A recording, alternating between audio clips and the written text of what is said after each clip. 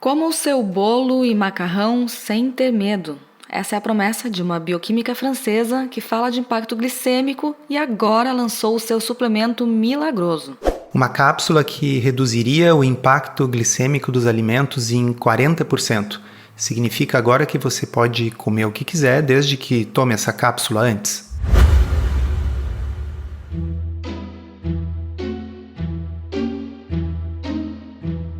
Comida sem filtro. Saúde, low carb, estilo de vida, evidências científicas e, claro, nossas opiniões. Toda semana um episódio novo e gratuito para você. Comigo, Dr. Souto.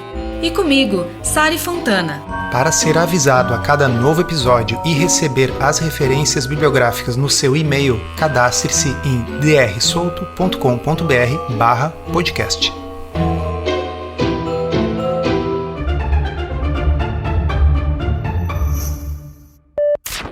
Primeiramente, para quem não conhece, a gente está falando de uma autora de um livro que aborda os impactos glicêmicos dos alimentos e ensina como reduzir esse impacto no corpo. Mas a pergunta que fica é: qual a real importância disso para quem não é diabético? E mais, até mesmo para os diabéticos. Focar exclusivamente na redução do impacto glicêmico através desses truques vai trazer um benefício a longo prazo? Pois é, e eu acho que essa discussão tem que ser dividida em duas. Uma delas é qual a importância dos picos glicêmicos provocados pelos alimentos em pessoas saudáveis e em diabéticos. E a outra é se nós podemos nos basear em mecanismos teóricos para acreditar que um determinado suplemento vai ter o efeito que se alega que ele tem. Pessoal, não é segredo para vocês que eu sou um grande defensor da estratégia low carb para aquilo a que se presta. Por exemplo, emagrecimento, melhora de condições como pré-diabetes, diabetes, resistência à insulina, gordura no fígado, síndrome metabólica. Vocês já estão cansados de me ouvir dizer isso. E isso não é uma coisa que sai da minha cabeça, isso é uma coisa que está bem demonstrada na literatura. E no meu livro eu cito direitinho os estudos de alto nível, ensaios clínicos randomizados feitos com um grande número de pessoas. Numa dieta de baixo carboidrato, nós escolhemos alimentos que têm um impacto glicêmico menor. Isso, pessoal, não significa que o alimento que tem um impacto glicêmico maior seja um alimento ruim para todas as pessoas. Como assim? Uma pessoa metabolicamente saudável, com uma boa composição corporal fisicamente ativa, pode consumir alimentos ricos em carboidratos, como frutas doces, como tubérculos do tipo batata doce, pode consumir arroz com feijão e isso não vai provocar nem ganho de peso nessa pessoa, nem nenhum impacto adverso na saúde da pessoa. Muito embora todos esses alimentos que eu acabei de citar provoquem picos glicêmicos. Qualquer alimento rico em carboidratos vai provocar uma elevação transitória na glicemia de qualquer pessoa, inclusive pessoas saudáveis. E esses picos glicêmicos que vão acontecer depois de comer uma batata ou uma banana, eles não apenas não causam doença em pessoas saudáveis, como eles não aumentam o risco dessas pessoas deixarem de ser saudáveis. O diabetes tipo 2, ele não é causado pelos picos glicêmicos repetidos que as pessoas têm durante a vida quando elas comem esse tipo de alimento. Mas aí quem está nos ouvindo deve estar se perguntando, então por que esse pessoal que faz low carb fica usando monitor contínuo de glicose ou por que essas pessoas se preocupam tanto em manter a glicemia o mais baixa possível? Bem, quando a gente está falando de pessoas que não são doentes, que não são diabéticas ou pré-diabéticas, o uso do monitor contínuo de glicose é simplesmente uma ferramenta de compliance, ou seja, de adesão. É uma forma da pessoa monitorar se ela está, de fato, fazendo uma dieta pobre em carboidratos. Não que isso seja uma coisa baseada em evidências, tá? Não existe um ensaio clínico randomizado comparando pessoas que estão usando o Libre, o monitor contínuo, versus outras que não, para ver se dá diferença no resultado. Mas ok, não tem problema a pessoa verificar o impacto glicêmico que diferentes alimentos têm se ela está tentando seguir uma dieta de baixo carboidrato para resolver alguma coisa. Exemplo, a pessoa tem sobrepeso. Ela quer emagrecer. Ela poderia optar por várias estratégias alimentares para emagrecer, mas ela optou pela estratégia low carb, porque ela prefere não passar fome. E ela quer saber se ela realmente está seguindo essa estratégia low carb direito. Sim, uma das formas de monitorar isso é ver se os alimentos que ela está consumindo são realmente pobres em carboidrato. Vírgula, se bem que, se você estiver seguindo uma dieta low carb bem formulada, você não vai ter grandes picos de glicemia e o uso desse tipo de equipamento ele é um uso recreativo. Eu acho que serve para as pessoas que ainda estão aprendendo quais alimentos têm mais ou menos carboidrato, perceberem o impacto que tem no seu corpo. E também ajuda quando a gente está consumindo um produto industrializado, que tem vários ingredientes. Às vezes a gente fica em dúvida, levanta alguma suspeita. Será que aqui não tem nenhum açúcar escondido? Tem muita gente que não está familiarizado também com os nomes dos ingredientes, especialmente esses que vão nos industrializados, né? Então fica a dúvida. E é por isso que muita gente consome um alimento e depois mede o impacto glicêmico. Mas eu quero novamente salientar que o impacto glicêmico, o pico de glicose no sangue após o consumo de alimentos, mesmo que seja um impacto significativo, como aquele que acontece quando você come, sei lá, biscoito recheado ou toma um refrigerante normal, isso não causa problemas de saúde em si. E não são esses impactos glicêmicos que vão fazer com que você acabe ficando diabético.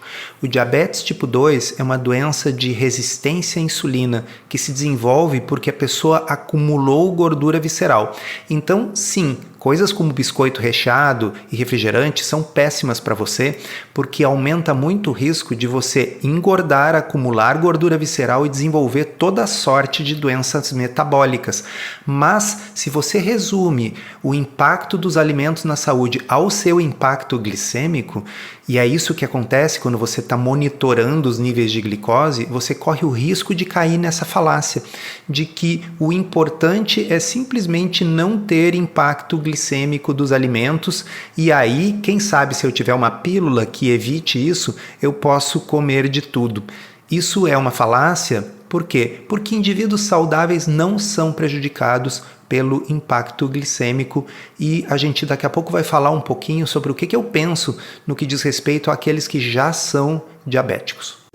Na verdade, toda essa linha de pensamento, ela é centrada no modelo carboidrato-insulina, né? É uma hipótese carboidrato-insulina que, como você bem explica no livro Uma Dieta Além da Moda, ela não é incorreta, mas ela é sim incompleta. Sim, bem lembrado. A ideia de que calorias são completamente irrelevantes desde que aquilo que você consuma não eleve a sua glicemia e, portanto, a sua insulina, ela é uma ideia que, posta dessa forma, ela é incompleta para dizer o mínimo. E o problema é que esse tipo de teoria simplista vai fazer com que pessoas queiram tomar a tal cápsula que a pessoa está vendendo para diminuir o impacto glicêmico, imaginando que assim elas podem comer bolo e biscoito recheado e mesmo assim perder peso ou não engordar. Isso é um argumento completamente falacioso, pessoal. Então, acho que agora está na hora da gente falar o que é essa tal cápsula milagrosa. É uma cápsula natural, 100% vegetal. Deixa eu até pegar aqui a lista dos ingredientes para ler para vocês. O que está sendo vendido é uma mistura de 4 componentes ativos que constam dentro dessa cápsula. E aí tem um monte de ingredientes patenteados ali que a gente não sabe direito o que são. Mas a descrição é que um deles é um extrato da folha de amoreira. O outro é também um componente patenteado que contém flavonoides do limão ou da lima, aquele limão amarelo, sabe? Também tem polifenóis de 10 vegetais misteriosos, porque diz ali que é uma patente customizada dessa autora, né? Tem o nome dela. e também tem um extrato de canela. E aí o que chama a atenção, segundo a vendedora, a promotora dessa pílula mágica, é que ela alega que isso está tudo baseado em 25 estudos clínicos publicados em jornais líderes, peer-reviewed, que são feitos aí com mais de 1.000 pessoas, e aí ela fala que tem essas moléculas patenteadas. Os ingredientes são 100% plant-based, 100% naturais e têm sido extensivamente estudados por metodologias gold standard, o estado da arte, confirmando a sua eficácia e mecanismo de ação para a redução imediata dos impactos de glicose ou glicemia no corpo humano. Ela ainda fala que isso cria um benefício a longo prazo. O que é no mínimo estranho, porque se a gente olha até lá no Instagram os comentários das pessoas que têm, felizmente, questionado bastante esse novo suplemento, é justamente a eficácia da mistura desses 4 componentes que são incluídos dentro dessa cápsula, Existem alguns pequenos estudos de alguns deles individualmente, mas o que acontece quando eles são colocados juntos, num suplemento, nessas doses, nessa quantidade? E os efeitos deles combinados?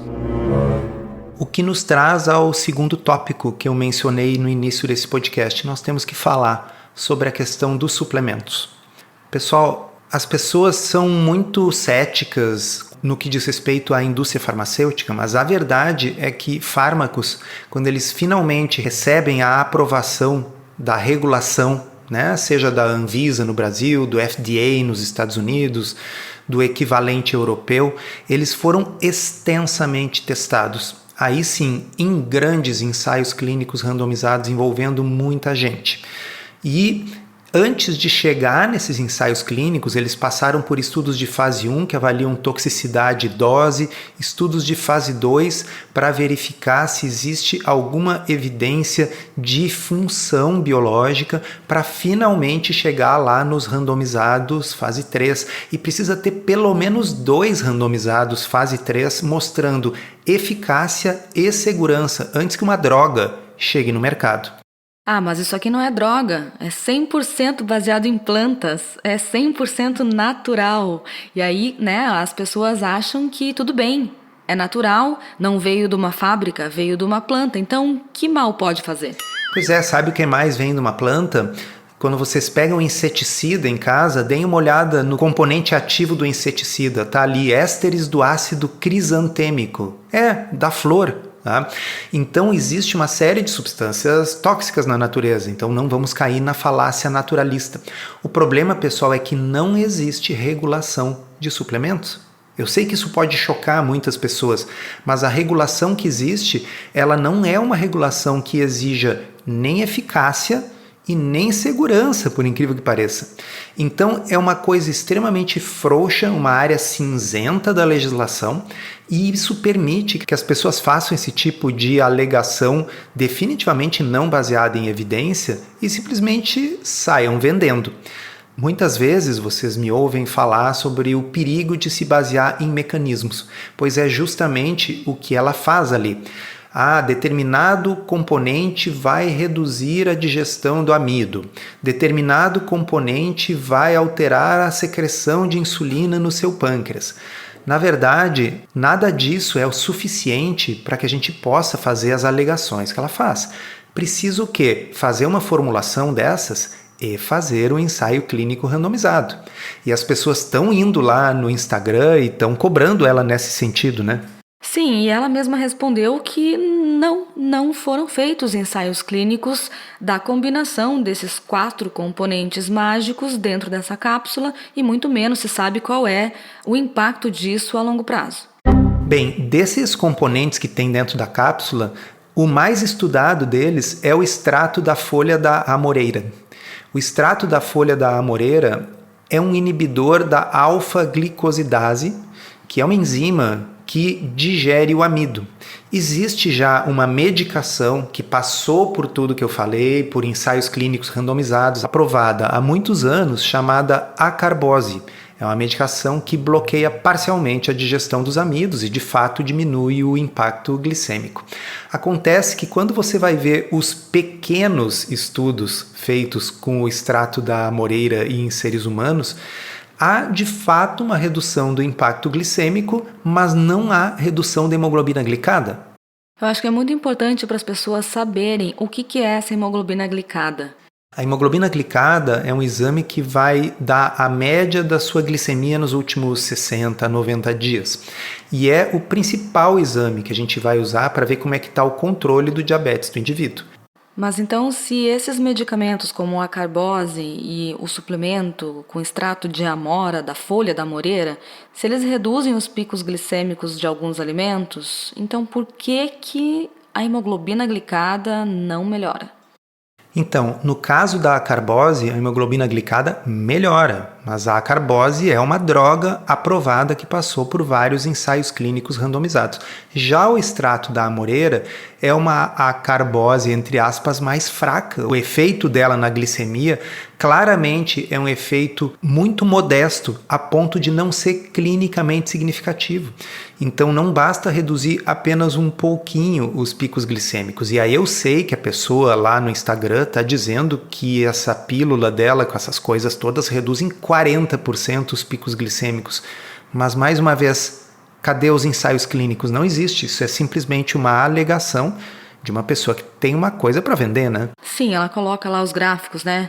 De glicemia comendo um bolo de chocolate sem tomar o suplemento, e aí um outro gráfico bem mais flat, assim, bem mais estável, do mesmo bolo de chocolate depois de tomar o suplemento. Sem falar que aquele gráfico que ela mostra lá no Instagram dela é o gráfico de uma pessoa, não sei se dela ou de alguém, mas não é um estudo científico. Então, na hora que eu estou propondo que as pessoas comprem o meu suplemento de $46, porque aquilo vai permitir que você coma bolo sem problemas, não dá para ser assim. Se você quer aprender a fazer low carb de um jeito certo, que funciona e sem loucuras, considere se inscrever no Podcurso. É um curso todo em áudio, em que a gente responde de forma prática as 50 principais dúvidas sobre o assunto. São mais de 25 horas de conteúdo para você ouvir quando quiser, com a gente e convidados especiais. Você pode conhecer os detalhes acessando drsolto.com.br/podcurso. Você falou antes que a carbose comprovadamente reduz a hemoglobina glicada a longo prazo, né? Então, pensando nos diabéticos, a solução não seria simplesmente tomar uma acarbose? Estaria tudo bem? Não, porque primeiro a acarbose reduz pouco a hemoglobina glicada, e isso a acarbose, que comprovadamente funciona e funciona melhor do que o extrato da folha da amoreira.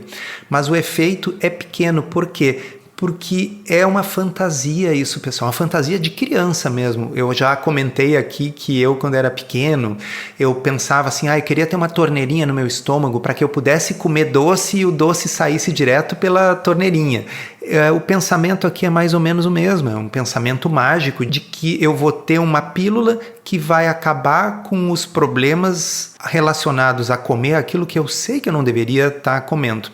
Então, vamos pensar o seguinte, para alguém que não é diabético, é metabolicamente saudável, está no peso, o impacto glicêmico em si não causa doença. Agora, para um diabético, consumir alimentos altos em carboidrato vai dar picos glicêmicos muito mais altos e duradouros. E, de fato, esses picos glicêmicos muito altos e duradouros que acontecem no diabetes, eles provocam problemas vasculares, eles aumentam o risco de aterosclerose. Mas a pequena redução desses picos glicêmicos que acontece quando você usa um medicamento como a acarbose não é suficiente para evitar esse dano. Muito menos essa mistura de canela com limão e folha de amora.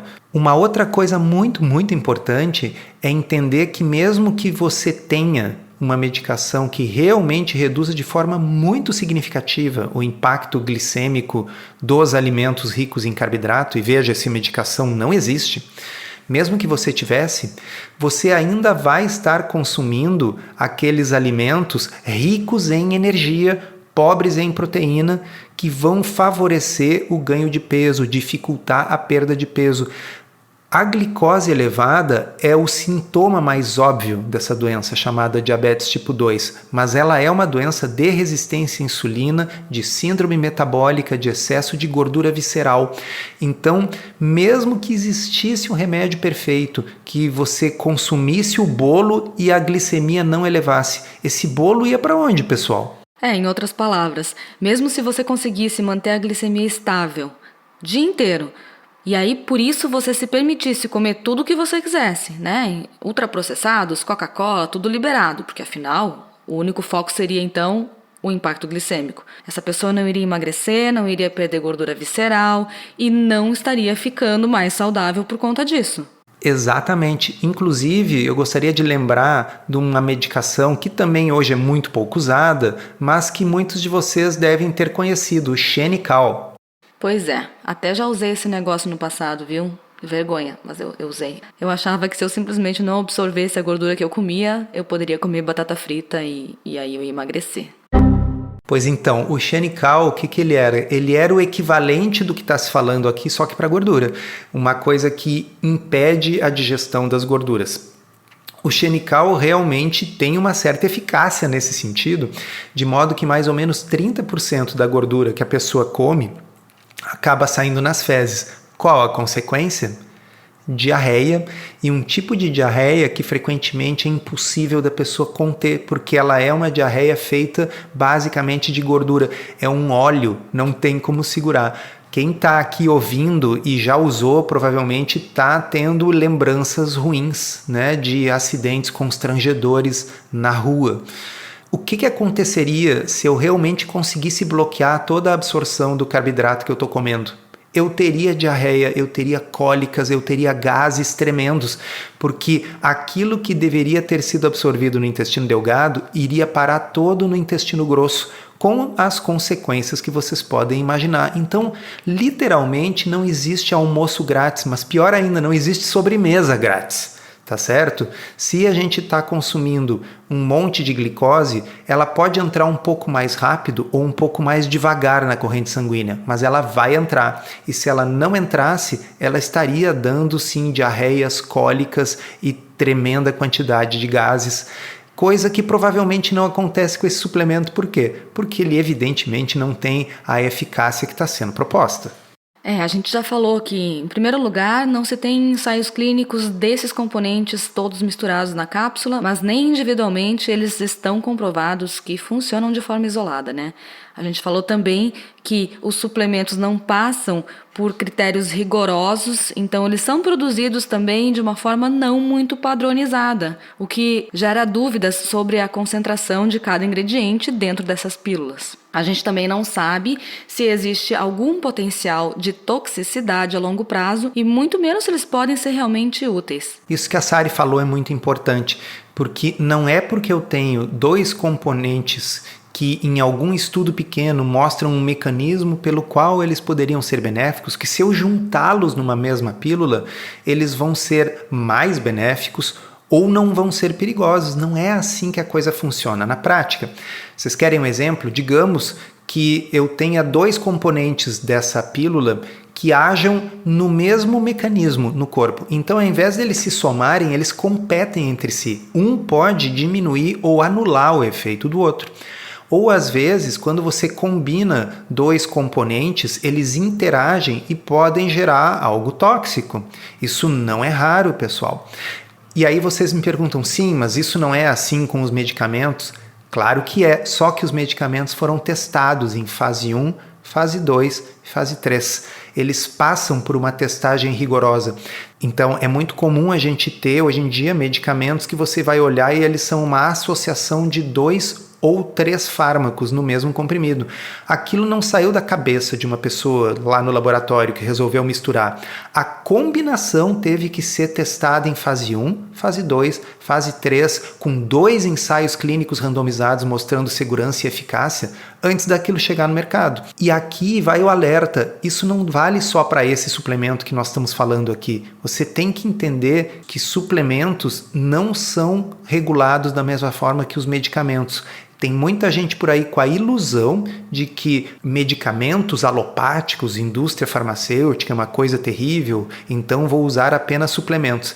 Primeiro, deixa eu tirar um pouco a ingenuidade de vocês. Os donos dessas indústrias são os mesmos, das que fazem suplementos e das que fazem os medicamentos. A diferença é que eles podem vender o que eles quiserem e fazer basicamente qualquer alegação quando é suplemento, porque não é regulado. Então a gente precisa acabar com essa ideia de que um suplemento natural, pelo menos mal não vai fazer, né? Porque não é bem assim. Mas sabe o que eu acho ainda mais perigoso nessa ideia que ela vende? Seja pelo uso do suplemento, ou seja simplesmente pela troca da ordem dos alimentos, que em teoria permite as pessoas a comerem tudo que elas quiserem. Olha só um comentário de uma pessoa lá no Instagram dessa autora. Eu acho que o suplemento, no caso, pode ser muito útil para pessoas que viajam. Por exemplo, eu estou viajando para a Itália agora e eu adoraria ter esse tipo de produto para evitar os picos de glicemia. Eu não consigo manter a dieta quando eu estou viajando. Então, eu como comidas totalmente diferentes e é muito difícil cozinhar se eu estou fora de casa. E talvez eu não queira gastar tanto dinheiro para comer um bife no restaurante em vez de uma massa, no caso dela que está indo para a Itália, né? E aí ela continua dizendo que acha que esse produto é uma bênção para pessoas que viajam, porque você pode se permitir comer uma dieta não restritiva e ainda continuar saudável. Olha só o tipo de pensamento que essa ideia toda provoca. Sem dúvida, eu acho que esse é o grande risco desse tipo de promessa.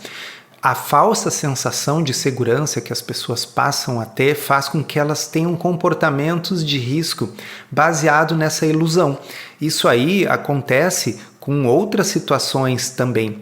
Por exemplo, um tempo atrás circulou na internet, em sites de notícias, que uma startup americana tinha bolado um suplemento que faria com que você metabolizasse o álcool muito mais rapidamente, de modo que você poderia beber tranquilamente, tomar aquilo ali e não ficar bêbado. Vocês conseguem imaginar o tipo de consequência disso? Porque primeiro, obviamente, não é verdade, mas se as pessoas consumirem aquilo ali e acharem que elas não vão ficar bêbadas, elas vão beber e vão dirigir. Ou elas vão beber muito mais até perceberem que estão ficando bêbadas, porque afinal esse é o motivo pelo qual muitas pessoas bebem, para ter a sensação da alteração que o álcool traz. Exatamente. Então tem todo o potencial para não apenas ser uma coisa inócua, mas para fazer mal. As pessoas realmente se acreditarem que tem o suplemento que não vai dar picos glicêmicos, e se elas tiverem a ilusão de que o único problema de comer excesso de açúcar e excesso de amido é o pico glicêmico, bem, então toma aquela pílula e aí eu posso comer mais bolo do que eu comeria, eu posso comer mais sobremesa do que eu comeria, porque eu estou protegido pelo efeito mágico da folha da moreira e do extrato do limão e de vários antioxidantes patenteados. Então, em resumo, esse suplemento, se ele funcionasse, ele não seria relevante para indivíduos metabolicamente saudáveis, mas ele também não resolveria o problema dos diabéticos. Por quê? Porque a redução na glicemia que se vê com os componentes que efetivamente foram testados desse suplemento é uma redução tão modesta que não chega a impactar a hemoglobina glicada dessas pessoas. Além do que, a gente já falou no problema de que elas podem acabar comendo ainda mais açúcar e carboidratos por causa da ilusão, e para os diabéticos em quem realmente é importante a gente diminuir o impacto glicêmico dos alimentos, a solução óbvia é comer alimentos com menor impacto glicêmico, ou seja, com menos carboidratos. E se nós quisermos tratar a causa do diabetes tipo 2 e da resistência à insulina, nós precisamos provocar perda de gordura visceral, emagrecimento. Simplesmente diminuir um pouco o pico glicêmico dos alimentos que a gente já não deveria estar consumindo não é a solução. Encerramos assim esse episódio do Comida Sem Filtro, que foi idealizado, roteirizado e produzido por nós. Se você gostou, divulgue para os seus amigos e inscreva-se na sua plataforma preferida para não perder nenhum episódio. As informações contidas neste podcast são apenas para fins informativos e podem não ser apropriadas ou aplicáveis às suas circunstâncias individuais.